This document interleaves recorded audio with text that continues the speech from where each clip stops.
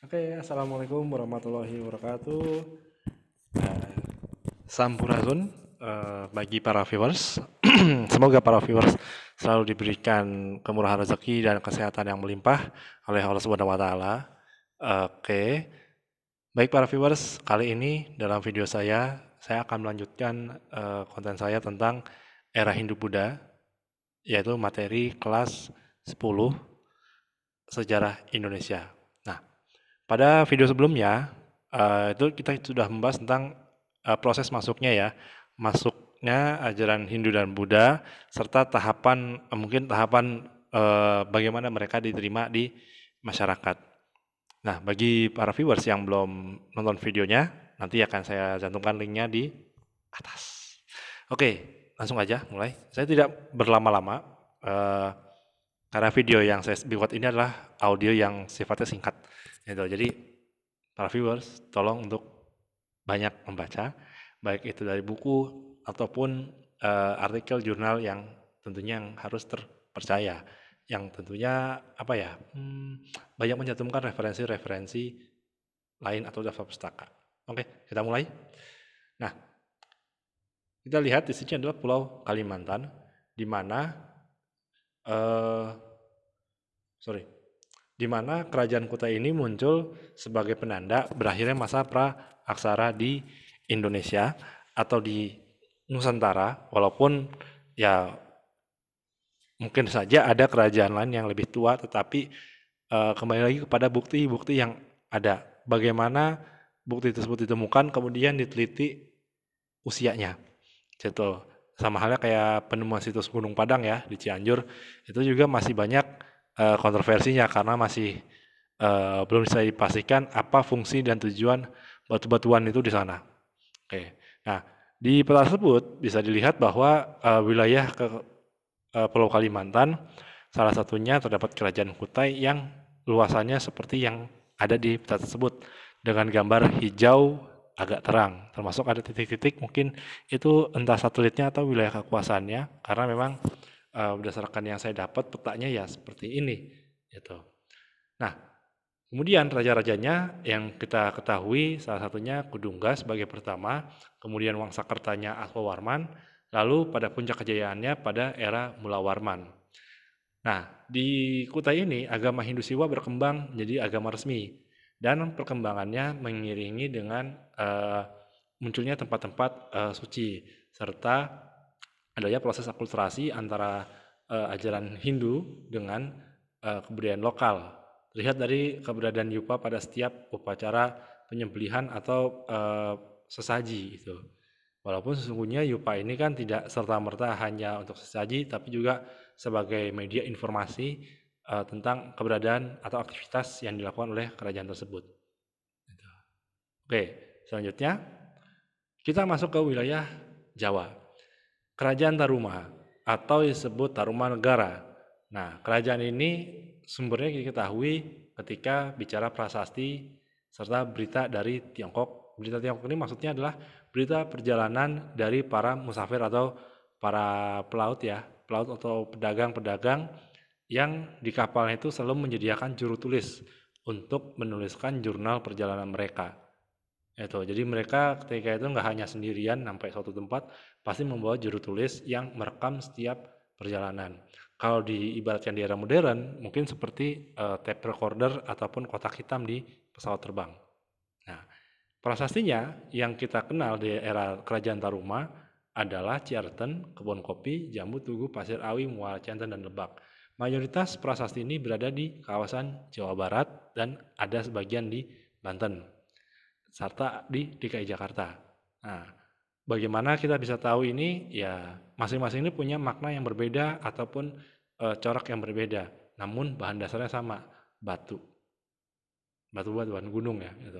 Nah, isinya apa aja? Ya, nggak sama. Namun yang jelas Kerajaan Taruma ini dapat dikatakan memiliki pengaruh yang cukup besar bagi masyarakat. Seperti gambar yang ada di background ini merupakan salah satu contohnya ya adalah Candi Jiwa. Ya, kalau tidak salah ini saya agak lupa soalnya gambarnya, tapi yang jelas ini adalah Candi Jiwa.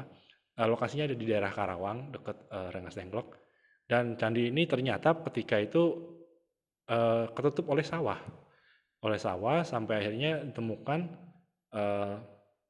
ujungnya atasnya itu. Kemudian ketika digali-gali, makin lama makin bawah, ternyata candi ini tertimbun di dalam tanah selama beratus-ratus tahun yang lalu, seperti itu.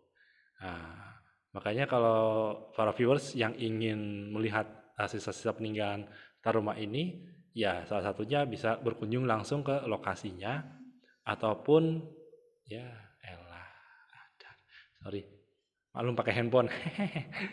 Nah, bisa saja langsung ke lokasinya atau ke museum prasasti ataupun museum Fathahilah, karena beberapa di museum tersebut ada replikanya. Nah, replika dari candi-candi tersebut. Oke, selanjutnya kita lihat ada berita Tiongkok dari Fahien. Namun yang saya bahas adalah gambar ini. Nah, gambar ini adalah prasasti Ciareten yang terdapat telapak kaki Raja Punawarman yang melambangkan dia sebagai penjelmaan dewa atau keturunan Dewa Wisnu. Adalah hal yang wajar ketika seorang raja di era tradisional dulu kuno selalu diidentikan dengan dewa-dewa atau keturunan dewa, karena memang posisinya yang sangat tinggi pada masa itu ya, sehingga sahlah sang raja ini memiliki kekuatan. Maka tak heran kalau ada yang sudah nonton ya kelas 10 ya, kalau masih materi historiografi, kalau misalnya kalian ya viewers ada yang pernah belajar tentang historiografi tradisional, cirinya adalah kan magis religius. Nah, ini adalah bentuk tanda kutip mungkin bentuknya ya dari magis religius tersebut mengenai tapak kaki raja tersebut, di mana berdasarkan prasasti tersebut Raja Punawarman berhasil membawa Taruma ke puncak kejayaannya. Kalau ada yang pengen ke sana silahkan, lokasinya di daerah Bogor kok. Tinggal buka Google Maps, cari prasasti Ciareten, udah di situ nanti bisa menemukan 3 lokasi yang tidak berjauhan lah, agak deket gitu. Kecuali yang mana ya? Yang kayaknya yang Pasir Awi sama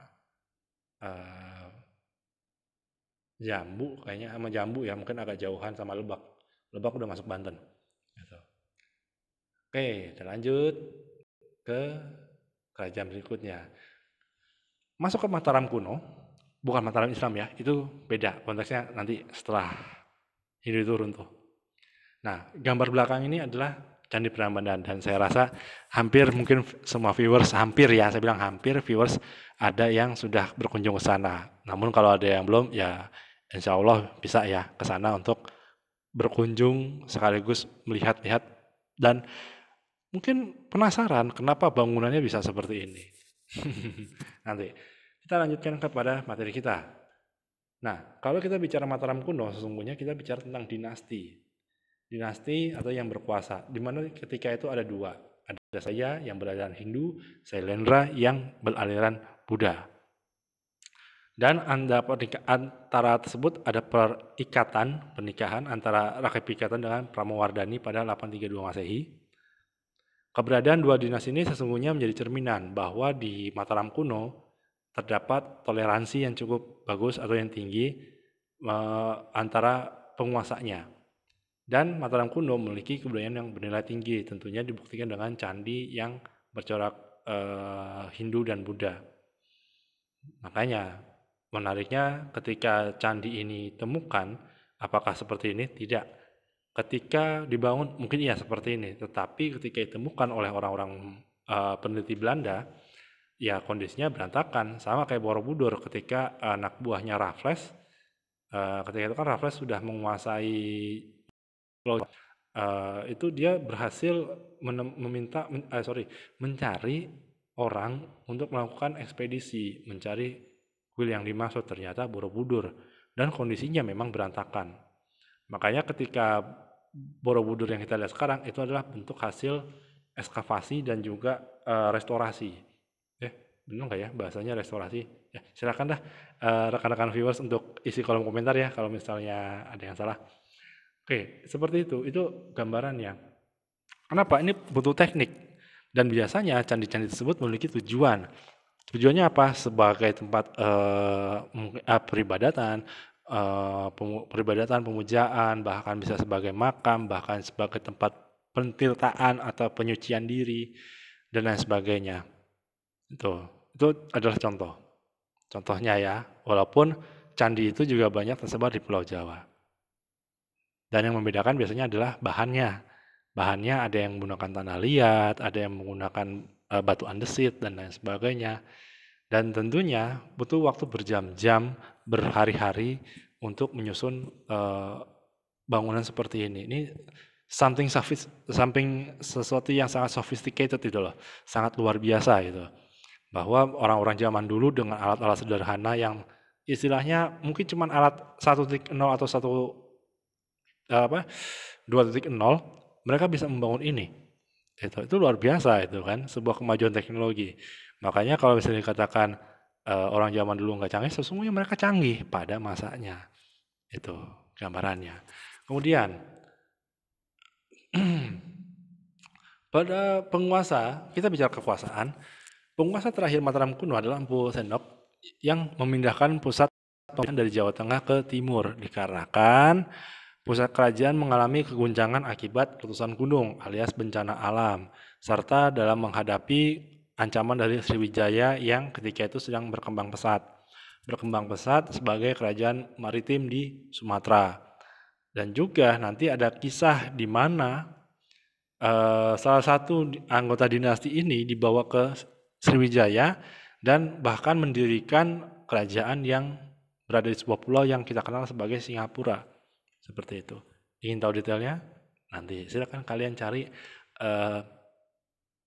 referensinya atau mungkin bagi viewers yang suka browsing-browsing, coba buka historia.id. Nah, jadi endorse sedikit ya, apa-apa ya, tapi ini bermanfaat kok. Buka saja historia.id, kalian cari rubrik kuno. Mungkin kalian bisa cari kata kuncinya mengenai Sriwijaya ataupun dinasti Sanjaya Sailendra. Seperti itu. Oke? Oh iya, jangan lupa saya ingatkan, like, subscribe, dan isi kolom komentar ya di channel saya. Karena saya punya planning yang menarik, cuman kondisinya lagi COVID ya, lagi COVID pas saya ngerekam ini, jadi agak meragukan untuk melakukannya. Ya, karena bentuknya perjalanan nanti ya, tunggu next project from me. Lanjut ya. Nah, kita masuk kepada Kediri. Nah, kerajaan Kediri ini sumbernya dari prasasti Banjaran, kitab Bharatayuda serta berita dari Tiongkok. Nah, salah satu rajanya adalah Jayabaya. Ini adalah poin-poinnya ya. Saya tidak bacain semua.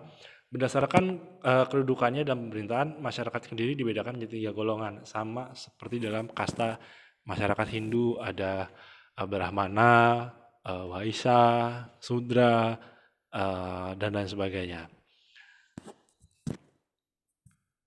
Kemudian era Kertajaya.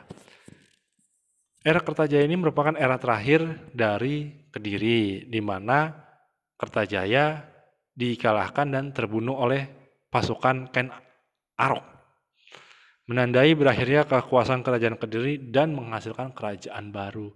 Makanya kalau kita bicara historiografi tradisional, yang menarik adalah ketika kita membicarakan antara Kediri dengan Singosari. Mengapa demikian? Karena melihat kata kunci bernama Ken Arok. Kisah-kisah legenda, kisah-kisahnya kan seperti folklore ya, atau legenda, bahwa Ken Arok ini meminta dibuatkan keris dengan tujuan satu, memperebutkan seorang perempuan yang sudah bersuami. Itu, yang sudah bersuami, jadi ingin kerisnya itu dipakai untuk membunuh suaminya biar dapat apa? Biar dapat Kendedes gitu kan. Yang katanya Kendedes itu ya mungkin kayak apa ya? Versi modernnya kayak Anya Geraldine lah gitu. Ya kan? Kayak Anya Geraldine ya kan, diperebutkan gitu.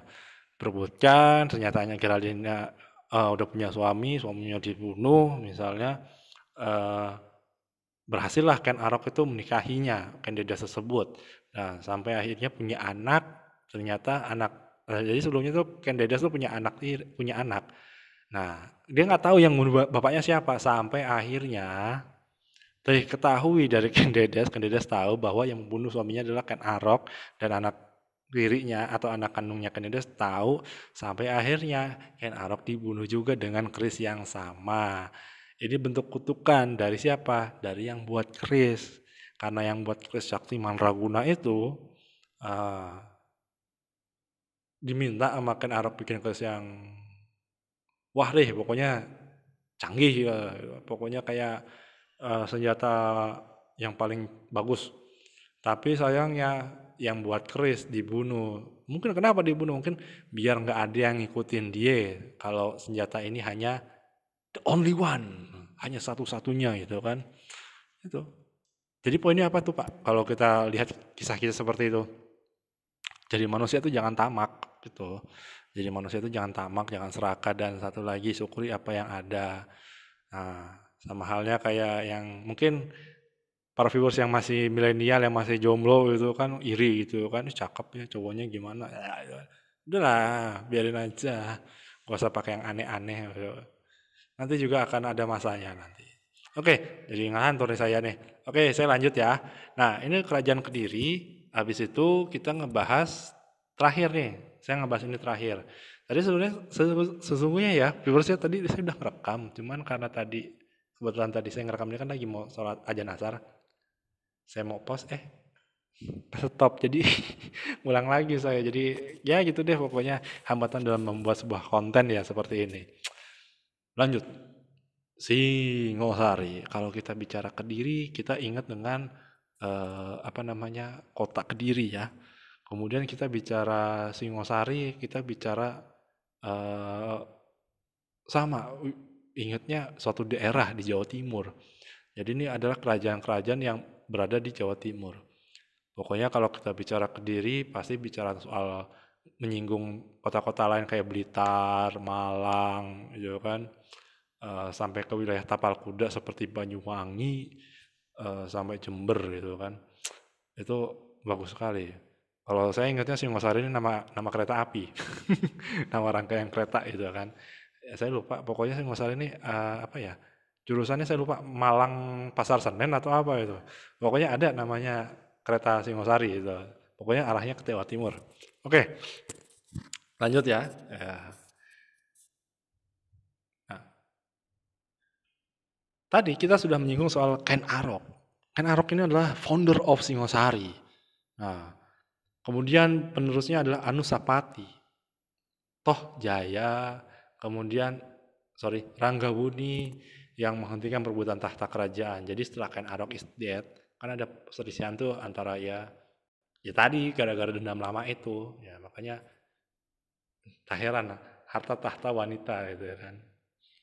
Ya, itu yang terjadi sih dalam dunia kekuasaan dan itu nggak hanya berlaku di era modern, itu sudah memang berlangsung sejak zaman kerajaan kuno. Gitu. Jadi saya ingat Inggris ya dulu. Inggris itu kan mayoritas kerajaan Inggris kan menganut Kristen Anglikan ya, sama kayak Protestan. Jadi ada kisah menarik ini, mau dikoreksi ya kalau saya salah. Jadi ketika itu salah satu raja Inggris pengen kawin lagi, dia nggak dibolehin kawin lagi sama siapa, sama paus, karena ketika itu mereka masih terikat dengan kepausan ya di Eropa. Nggak mau, nggak dikasih izin karena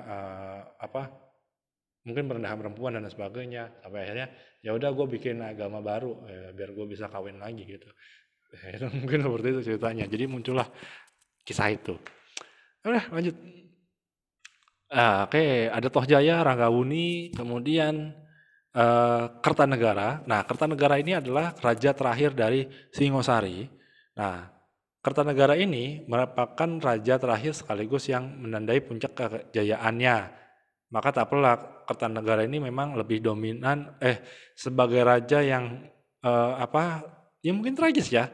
Menandai puncak sekaligus keruntuhan dari Singosari. Puncaknya dengan keberhasilan memperluas wilayah ke beberapa daerah seperti Bali, Kalimantan Barat, Maluku, Sunda, dan Pahang. Dalam artian menjalin hubungan ya, mungkin tidak menguasai tapi mungkin menjalin koneksi dengan kerajaan tersebut. Adapun keruntuhannya tidak lepas dari serangan Mongol, walaupun sesungguhnya ada serangan dari Kediri juga, dari sisa-sisa kerajaan Kediri. Kemana ketika itu kan Kediri mungkin sudah hancur sebagai kerajaan, tapi Kediri dijadikan sebagai apa ya, ibaratnya kabupaten atau eh, apa ya, residen itu, bukan residen evil, bukan. Sebagai residen evil ya, karesidenan wilayah dari wilayah Singosari tersebut. Nah, makanya Kertanegara ini adalah raja yang paling dikenal. Walaupun narasi sejarah tentang Singosari ini memang agak menarik karena tertutup oleh Majapahit nantinya. Padahal antara Singosari dengan Majapahit ini mungkin lokasinya tidak terlalu berjauhan ya, lokasinya. Itu karena masih di daerah Jawa Timur juga. Namun persisnya di mana ya kita juga belum menemukan sisa-sisanya. Nah, salah satu peninggalannya adalah Candi Singosari. Nah, ini adalah bentuk peninggalan dari kerajaan Singosarinya. Untuk lebih detailnya, para viewers yang saya cintai, silahkan para viewers mencari referensi atau link-link sejarah yang membahas tentang kerajaan Singosari tersebut. Oke. Jadi inilah akhir dari pembahasan saya mengenai kerajaan bercorak Hindu-Buddha. Kita sampai di sini dulu di Singosari ya. Nanti di next video saya akan melanjutkan ke kerajaan selanjutnya yaitu Majapahit. Benang merah ada yang saya perlu sampaikan pula sebagai penutup. Masing-masing kerajaan ini punya relasi atau punya persekutuan. Jadi masing-masing kerajaan ini punya hubungan satu sama lain, entah terlepas dari secara politik maupun secara genetik dalam arti kekeluargaan itu ya. Namun yang jelas runtuhnya suatu kerajaan memang tidak lepas dari unsur yang tadi saya bilang, ada harta tahta wanita. Namun itu narasi yang muncul karena akibat tadi adanya penulisan historiografi atau ya penulisan sejarah atau yang disebut historiografi yang tradisional. Karena tadi beberapa yang sudah saya bahas, saya sudah menyinggung tentang unsur-unsur magis religius. Seperti itu. Oke, terima kasih para viewers yang sudah mau meluangkan waktu untuk nonton channel saya. Jangan lupa untuk like, subscribe, dan komen kolom komentar saya untuk mendukung channel saya ini bisa lebih berkembang dan bisa membuat konten-konten menarik lainnya. Jadi itu aja deh yang saya sampaikan. Tetap semangat, tetap positif, dan jangan lupa untuk bahagia ya. Wassalamualaikum warahmatullahi wabarakatuh. Bye-bye.